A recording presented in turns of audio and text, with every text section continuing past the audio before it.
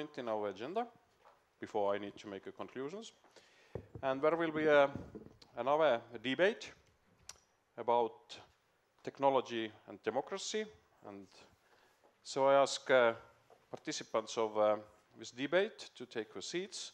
We have Yuri Mishnikov, long-term e-Governance Academy board member, long-term working for UNDP. We have Christine, also board member from e-Governance Academy, Facebook member. Yeah. We have Dejan, please. We have Elizabeth, please. And we have Leah Henny, who is e-Democracy Program Director from e-Governance Academy.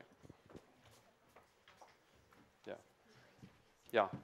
We were expecting that Maria will also join us, but probably her meeting with Minister of Foreign Affairs taking longer than expected.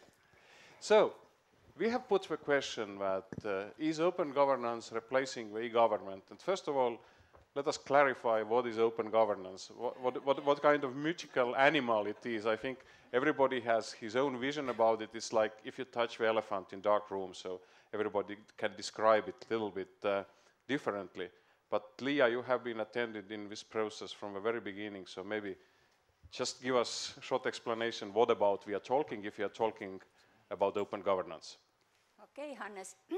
I think Elizabeth just explained us what open government means. It's a government which is in permanent conversation with people, with citizens.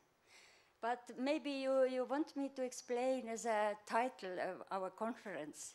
Yeah, it's last time, otherwise it's over soon. Yes, otherwise we may go home not knowing not understanding what why we are was here. the conference about. And indeed, this title is intends to show the change of concept of governance. E-government means that technology is important. We need to use technology, not thinking about how it affects government and governance.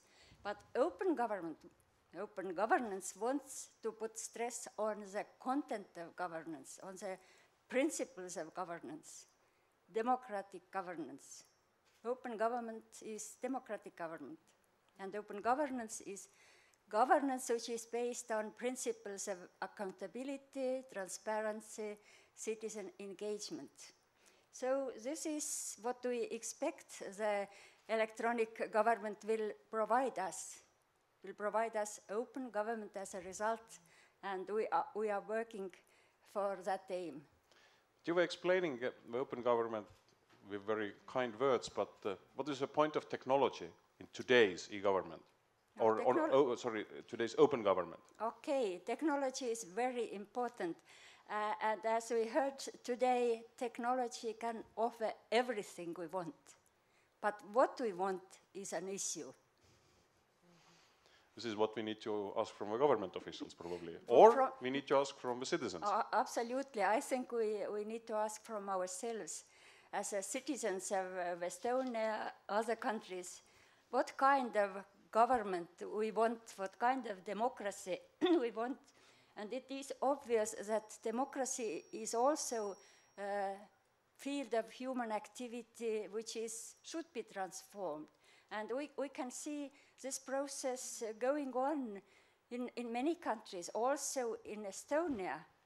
Of course, it has been so nice words today about Estonia, about our e-governance.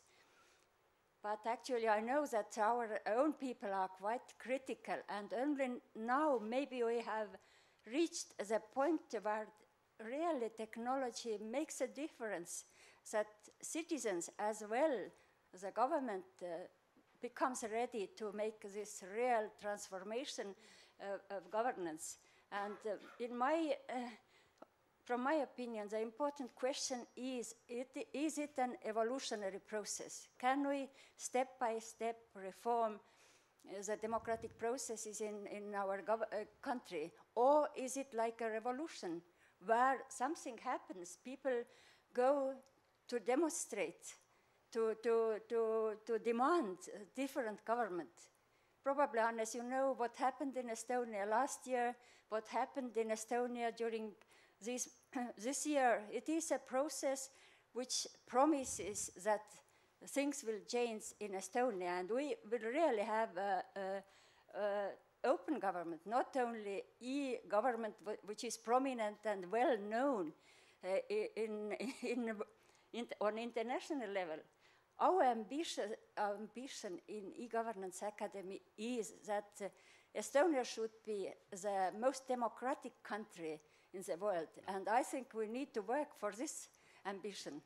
Thank you. Yuri, you have been working in very many countries, in many developing countries also. If you're thinking about countries in Central Asia, let's say, is it the concept of e-governance, is it acceptable for them, or shall we just still tell them about e-government? Well, the short answer is yes, but the sort of long answer is, of course, more complex. And I think that when going back to what is open governance, I think I would agree with Leah that we have to maintain that this is about democracy, because it's democratic governance. And then we have to ask what democracy is, asking questions that different concept of democracy. And I just come back from Geneva, attending not as a government official, but just an observer in a way, the World Summit on Information Society Forum, which discusses those issues. So what is information society, how to regulate on, so many vital issues actually. And I still hear that there is, I call it this mantra, that technology is an enabler of development, so kind of as just a tool, just take a tool and use it, and basically I would continue do it business as usual. Of course it's not for me, this is just more than enabler. I would not go into the technological determinism, they're saying that this is what technology determines everything, but I think technology and governance as such, relationship between people and elites, or local elites or other elites and authorities, these are co-constituting factors. They co-influence each other. We can't say that something should be supreme. These are very nice and fine balance with those. And in this respect, I would say that we really have to look at the fundamental question of democracy, democratic paradox. Some scholars say that how you balance the interest of individual human rights with the interest of community, of public, republicans, a liberal democracy. I think this is still, and technology just highlights those issues that when it gives so much power through technology, that citizen, non-organized citizen, can become a powerful pamphletist, publisher, as some scholars say, and then how you combine that with those issues that community wants to be still coherent and democratic. And I think those issues relate to other countries as well who would like to be, as we believe, democratic countries, Central Asia. And this balance or imbalance is indicator.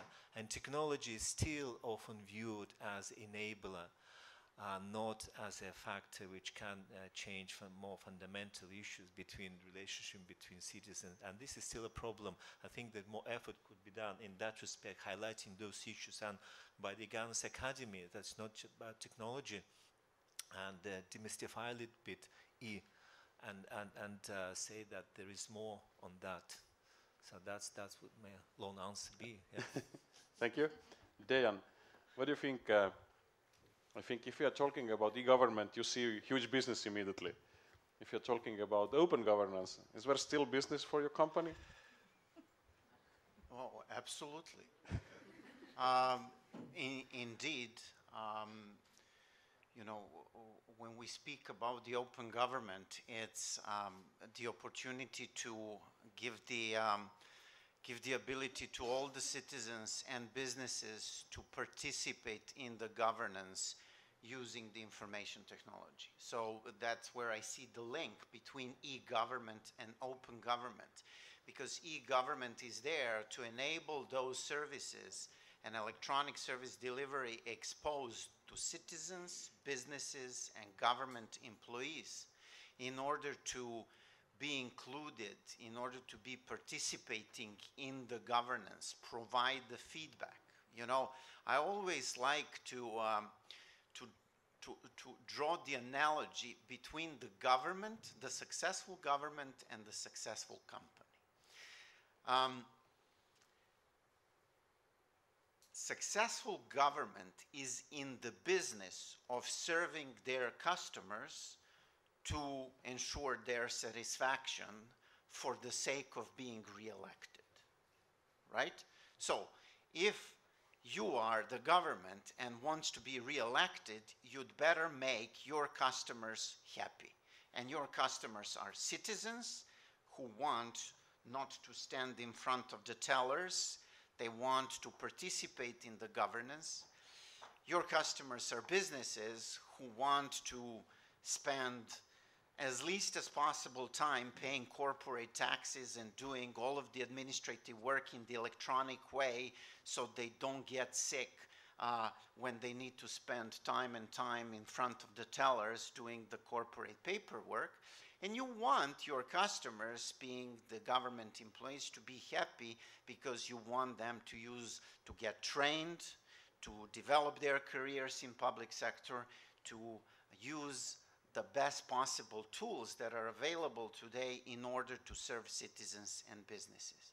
And the open government also relates to open government data, and then I will relate to my speech. Open government data and open data presents an enormous opportunity for including the citizens and businesses. Why do I say that?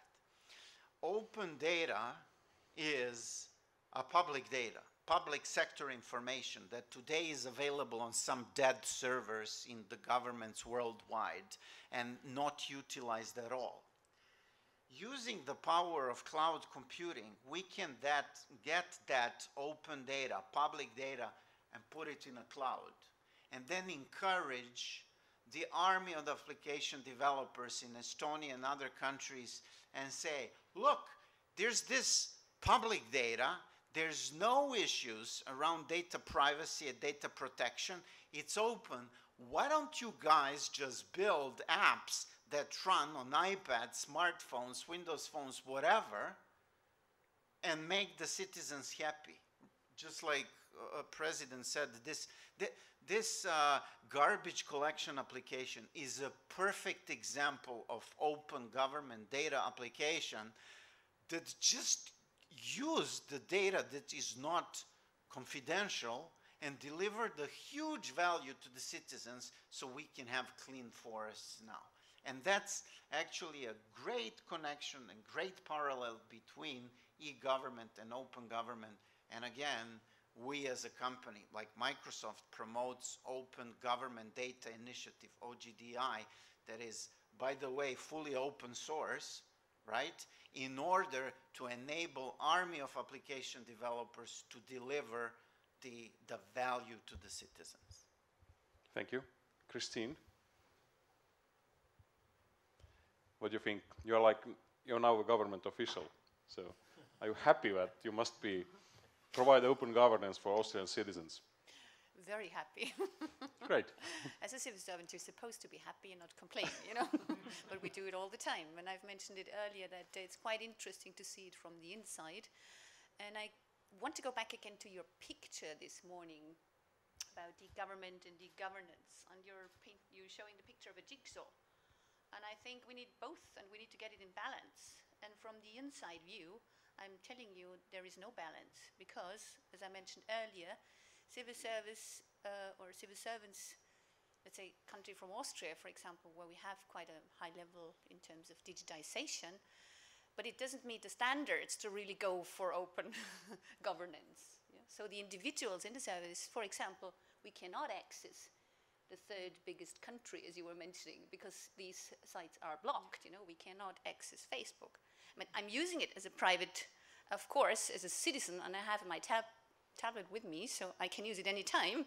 But this is a schizophrenic situation. So how do we deal with this?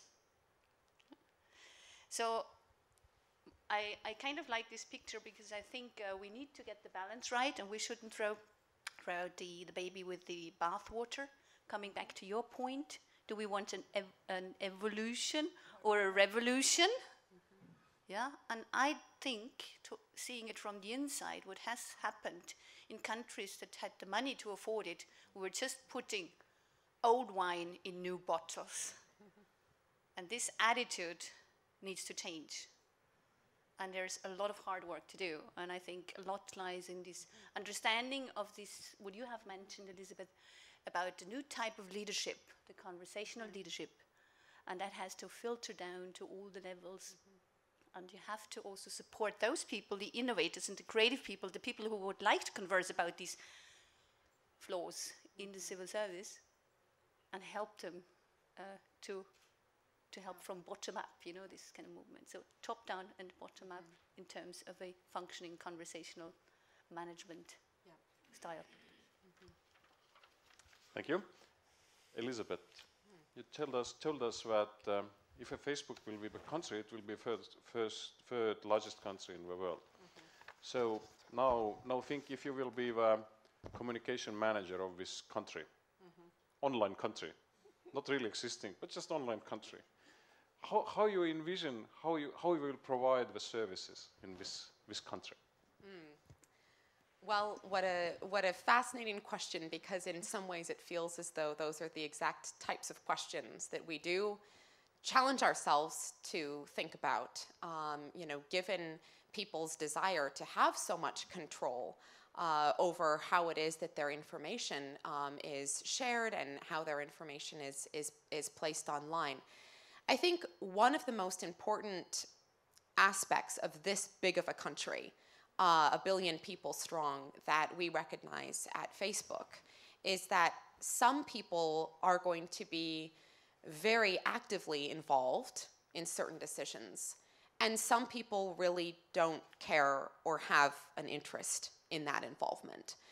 And one of the challenges that we've had, you know, throughout the course of our very short history, of which I've been part of for 5 years, is when it comes to actually getting the citizens, the Facebook users, to get involved in the governing process of Facebook, there's usually a very small percentage of people who actually want to participate. We have for a while, you know, placed, for example, when we make changes to our privacy policy, we will put that out on Facebook for comment and review. And if a certain percentage of users were to comment on those policies and take issue with them, we've made a commitment to review them. The problem is that not that many people participate because they have other things to do. Actually, I think it was at 300 or 350 million user mark that we forced every single Facebook user to go through a flow approving their privacy settings. Because if we just told people they should do it or they should take part in it, not enough people did. And so as part of our commitment to the privacy world, we said, okay, look, then this will be a forced process. And if at a certain point you don't go through your privacy settings and decide what settings are appropriate for you, then you know, we're going to just give you those awful reminders that you get, you know, download the latest app or the latest feature. We did those kinds of, you have to go through this or you can't access Facebook. So I think one of the challenges that I see for governments is that you can put everything out there online, but when is it appropriate to take that next step of wanting to evangelize the fact that it's out there and get people involved? Is that appropriate every time? Is there a limit to people's interest? I think those are all fascinating questions to consider. But sometimes I'm shocked by government initiatives that get so excited that they're available online and easily accessible to everyone, and then it's almost as though they're really quiet about talking about it publicly. And I sometimes think, so is the implication there that you actually are not going out there to say, please, please participate in this, that you're just saying, oh, we've ticked that box because the information is now available. And sometimes, to be honest, that worries me. At the same point, I do understand the challenges that come when you put it all out there and then you get 2 comments back. Yeah, Leah? Actually, a very important issue. Are citizens capable to participate and do government really want citizens to participate in policy making? I think many governments still are afraid of big data, which participation may create, how to manage different opinions, how to get agreement. Therefore, we cannot envisage that this is a simple process, that you offer tools and citizens will come immediately. It is building up a new political culture. And there is one very important moment we need to rethink the concept of participation, because now it's very much based on interest group.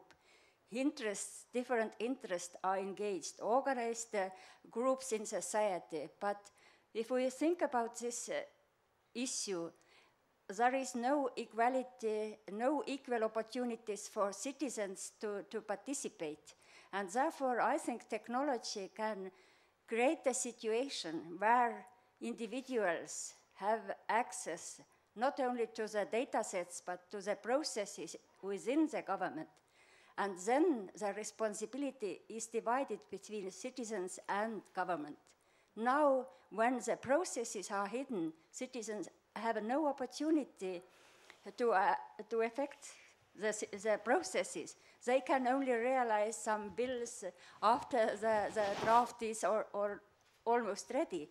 And I see the biggest role now to build up infrastructure for democracy, for this new type of democracy.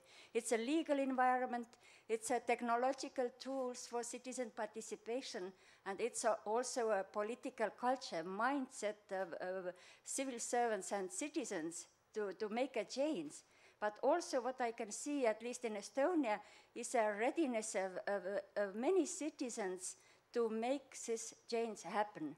And I expect that finally we will also get a political leadership who understands that we need to move ahead with our democracy innovation as well. Yeah, thanks. Is there any questions, comments you'd like to put from the audience? Yes, please. Just a little bit calming down. I read 2 weeks ago a statistic about the United States of America. There are 30 million households not having internet connection in home and not even in the work. So it's also great movement for paper data management. So and such kind of real need of citizens. It's mostly Scandinavian approach of accessibility, and we must consider also this 30 million households. Yeah. Yeah. Somebody likes to comment? Yeah. What's your technology solution in terms of open governance for such kind of movement? This is question. Paper again. Back to papers. People that go through ABC. Yeah. Would you like to comment? No? Was it about digital divide, that those Yeah, I think people so. who don't have access, how to Yeah. take care that they are part of democratic process? It's also a really important issue, because in Estonia we can see that it's difficult to live without internet access, because there may be processes which are not available for those people. But it must be the challenge for the government. Yes, until it there is, but still as somebody who is not connected, we need to approach him I think also. as far as we have these groups in society, we need also to have traditional channels of democracy going on. Yeah. Other comments, questions? Ivar? Yes, but please take the microphone, otherwise internet users will not hear you, only paper readers. Yes, thank you. I'm interested actually Well, it's part technology, part the democratic question. And it's not only to you, Elizabeth, but I love to hear your views, of course, as well. It is Facebook or social networks, are they going to replace the government actually in some ways? Because, I mean, if people are there, if the debates happen there, well, at some point, governments have to realize that if people are there, we have to go there. Well, they are moving there with some, well, backstage shoots. But at some point, maybe they will start offering some services through it, next to just information services. So, have you had sort of wild dreams in your place about really becoming a part of kind of government or this kind of self-organizing body for citizens? What do other people think about that? That these are really maybe a rupturous change as to what government is. Thank you, Ivar. Yeah, Elizabeth, would you like to comment? What I will say is I think this gets to the conversation about the role of non-state actors in societies, in positions that have been traditionally driven by the public sector. And I think that's a valid, completely valid remark and question that I observe quite often as well. And part of me worries sometimes that places where non-state actors are sometimes undervalued by the political and government establishment. I'm shocked by how many government leaders still think that this is about young teenagers connecting. Our fastest growing demographic is age 35 and above. The average age of Facebook users in this country is above 30. So what worries me sometimes is every once in a while when I'm sitting with a very senior representative from the government, and they will tell me an anecdote about their kids or their grandkids. That's interesting and that's fun and sometimes funny, but the point is, in many ways, this is much more serious because the role of the non-state actor has become sometimes as important to people's lives as the role of their government. So while I don't know about the replacing, I do think that it's essential that we understand where these two worlds sit together. Foreign policy is one key example. You know, foreign policy is playing out on sites like Facebook every single minute because it's people connecting on this platform seamlessly, you know, forging these relationships, forging these friendships, influencing each other's ideas, sometimes probably positively, sometimes probably negatively.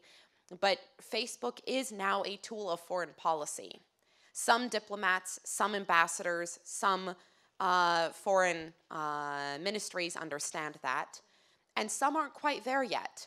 Because as I said, they're still in the realm of these are kids and there's, you know, they're watching videos and looking at pictures of cats. So I think that we need to get beyond that to understand the real impact that non-state actors like Facebook, like Google, like Microsoft have on people's lives. And I think when we do, there is a huge opportunity to do more and more and more collaboration. Now, there are some parameters. I think it would make most engineers at Facebook nervous to think about voting happening on our platform. You know, because that is something that has to be driven by the rules and regulations around a specific government. So I wouldn't say that it's necessarily something that we're waving our hands and say, do this here. But, you know, what about if you vote? In America, we have those I voted stickers that you wear after you vote. And as kids, it's always quite exciting because when you're too little to vote, you usually get a sticker with your parents. And then one day, you know, you get to wear the sticker. Well, when you get to an online voting realm, you know, publishing back to your Facebook page that you voted, you're maybe not voting on Facebook, but if you have a robust integration that tells all of your friends, look, I voted, I participated today, does that have a positive impact on your friends saying, oh man, Elizabeth just voted, I better get to the polls too before they close? Or an even better world, go online and vote there. America's definitely not there yet. But I think that all of those ideas are ideas that still make governments a bit prickly and a bit nervous, even when the whole idea is about participating online. When social networks get involved, sometimes there's a, this is getting scary. How do we overcome that to actually make it beneficial? I think that's a huge challenge, and I think we actively need to look at it.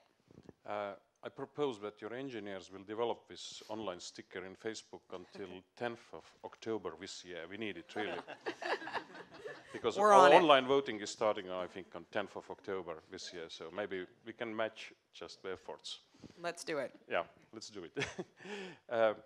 Yes? Yes, Arvo? Yes, I have, just because heading this debate between technologists and democrats, I'm just feel a bit a technocrat myself, and so I just like to put one questions. Usually if you look to this picture from e-government side, we are talking about services, and now it's becoming a bit more situation where people expect, of course, services from government, and you can in some sense say also that this e-participation is also part of service. But now my quite often just I started to think about services and what I need for services, that I'm living in countryside, and just I need some 4 or 5 services, and then for me appeared the question that physically I don't need to go to this center in municipality. I can get most of the services already online, or can organize things online.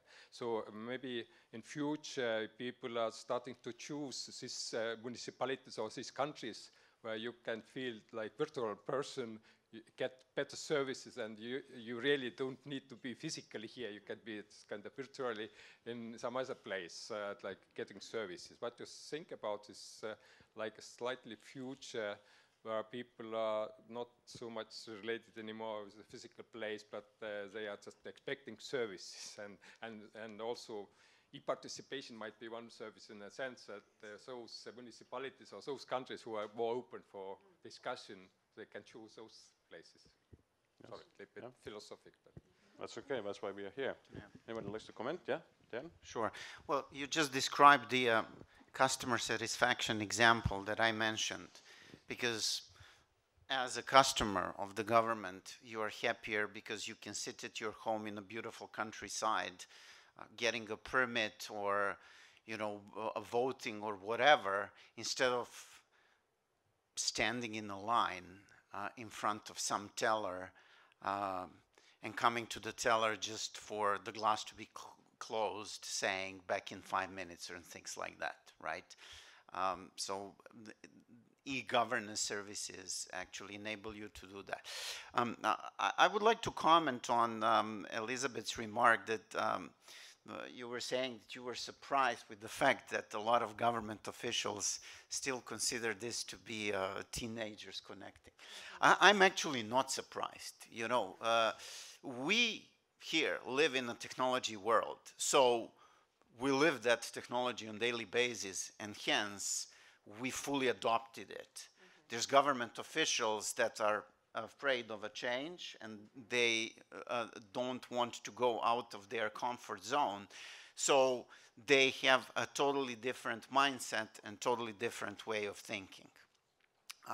And it is our job, the people that work with the technology companies or are in the information technology, to constantly evangelize the technology as an enabler, and not be in the situation to make other people afraid or scared. I always like to say, I work in a technology company, but the technology cannot lead the way of open government or e-government or e-governance change. It is people, it is the mindset, it is the leadership, it is the officials that need to understand the potential impact and then empower the people who deal with the technology to provide the implementation.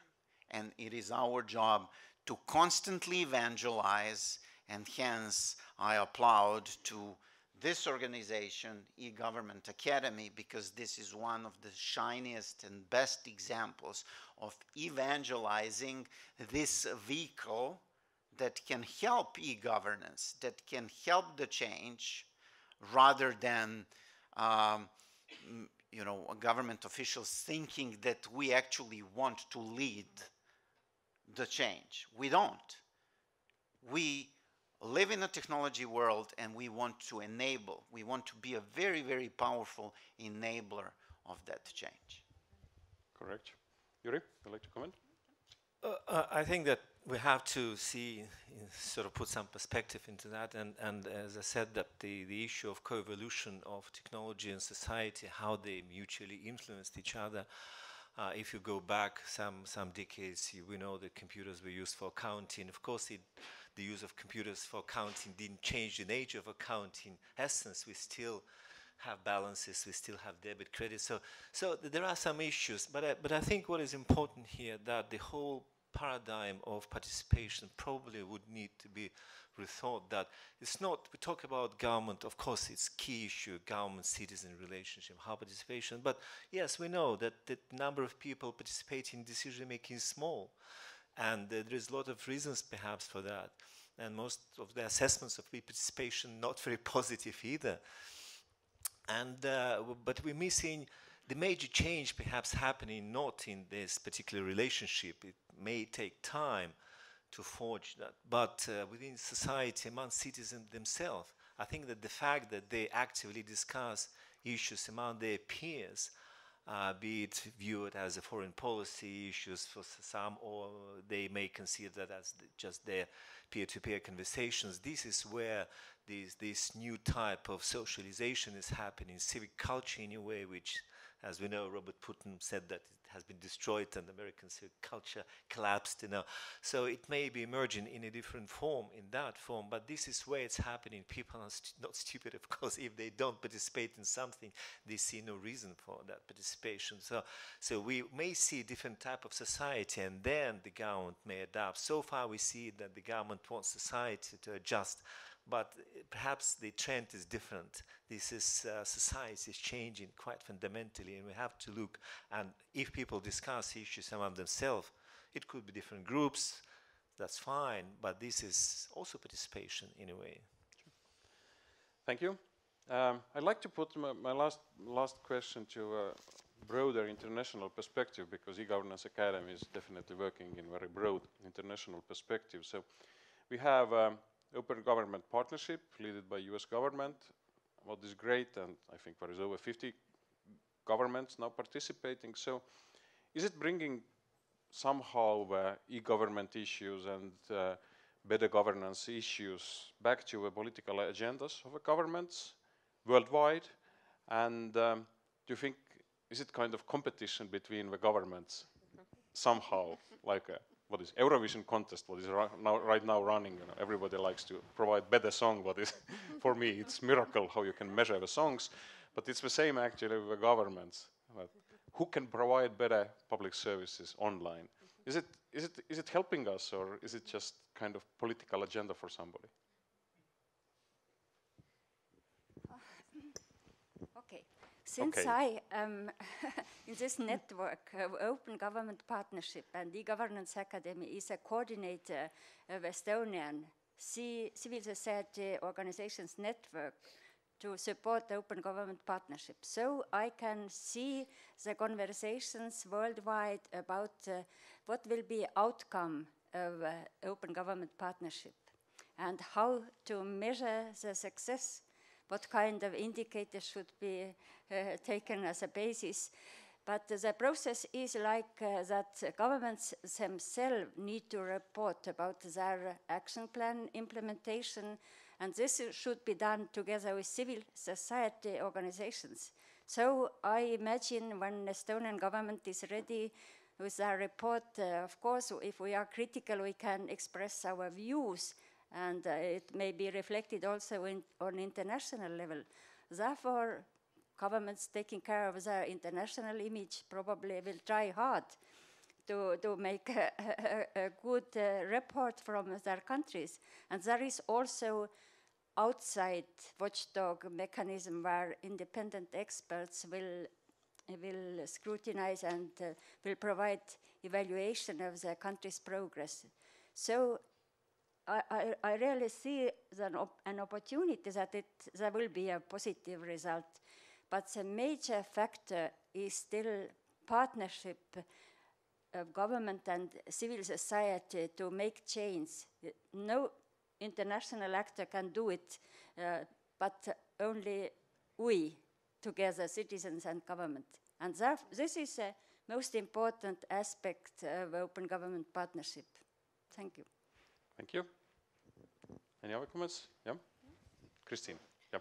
Well, you're asking the right person, for if this is detrimental or is sort of counterproductive to have these international competitions and benchmarkings. We've talked about that before, and I think it somehow reinforces this kind of pride thing, and that you want to be the best of the best, and the Mr. Europe and the Mrs. Universe and what have you. But I think it has also a positive effect that we have sort of done so much good practice exchange. We've seen so many examples, and we have a lot of framework conditions now that press us to think differently. One is the financial constraints, and two is the people that are pushing for change. So I think there will be no way for politicians and for the bureaucracy, for the public administration to respond to that. And then the question will just be, what Leo, what you have said, will it be an evolution or a revolution? And I think this is up to the political, in particular the political level, but also, of course, the public administration and the people themselves taking responsibility. Yep. Yep. Yeah, I love the question about competition, because at least in the work that I do as a one-person team, it's meeting with all these people, usually 1 to 2 countries a week.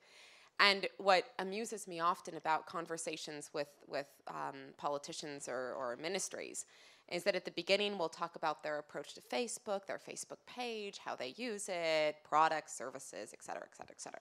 And then usually kind of towards the end, they'll sort of lean in and say, so what is everybody else doing? And that's when they want to know, what are these guys up to? What are these guys up to? Who did you meet last week? Who are you meeting next week? And I think that's really good, because I think, and to reinforce, the commentary about competitions and things like this, I think that we all know that competition, and certainly as somebody coming from a business with excellent competition in the field, that is what drives greatness and great ideas and great innovation. So I think it's positive, but I think there's a distinction between the government and the political leadership that has a more cosmopolitan or global view of who they are as a players, and those that have a more regional or local view. Because I think it's the global players who are looking out across the whole world and saying, we're benchmarking ourselves against the top, the leaders in this field, whether that's Estonia or any other country. Other countries will ask me what their neighbors are doing. They're not so interested, Estonia, blah, blah, blah, whatever, what's going on right here. And those are the ones that are not setting the bar potentially high enough for themselves, because there's not a sensitivity towards even wanting to be that kind of politician or that kind of government that's getting out there on the international stage and pushing these issues. So while competition is important, I don't think that it always means that you're going to be in it for the best possible outcome. In order to be in it for the best possible outcome, you have to have a sensitivity towards really what is excellence in this space. And to do that, international awareness and global awareness or curiosity is incredibly important. Thank you very much. Thank you very much for this discussion. And I think we can conclude our day from the very beginning what President Ilves says, that everybody is connected, but what it means for the society. Actually, great companies like Ericsson has connected almost everybody. Microsoft has provided excellent operation system and software. Facebook has provided a space, a virtual space for the discussion, for sharing ideas, and and photos and everything. So now it's a question for the government what we should do, having all those enablers in place, what we should do. And I think we had today really good presentations, starting from President Ilves sharing his views about information society future. We had excellent presentation about network society, how governments can use sensors in the environment, both technical and human sensors, to provide better services, to plan better services for the citizens, from Patrick, from Ericsson. We heard two excellent stories how the e-government is developing in two countries, in Moldova and Tunisia. And I think we must keep eye on those two countries, because, and Estonians especially, you must keep eyes not only the idea that we can assist them to develop the e-government. No. Soon they are here and telling us how to do the e-governance, open governance. And we will listening them carefully and paying the bill. We also had a very good presentation about big data. So what are the challenges from the big data and how we can utilize it, not be afraid about it, but how we can benefit from big data as a citizens, as a government. And also this was provided us by Dejan Cvetkovic from Microsoft, and also the views about e-governance and democracy future from Ambassador Maria Leisner. And of course the discussion about the conversational century, so how the governance is changing from the messaging to the conversation with the citizens and engaging them and taking back their ideas. And we had very good discussions with you. So, thank you very much for this excellent day. All the presentations are available online in the Governance Academy webpage, and I hope Facebook page also. And also video streams are available in YouTube, and you can find the links to it in our webpage. And last but not least, I'd like to remind you that 6:30 the doors of Tallinn Old City Hall are open. Drinks are available. And at 7 we start with a reception, so I hope to see you there. Thank you for this good day, and hope to see you here again in our next conferences, and definitely see you in internet. Thank you.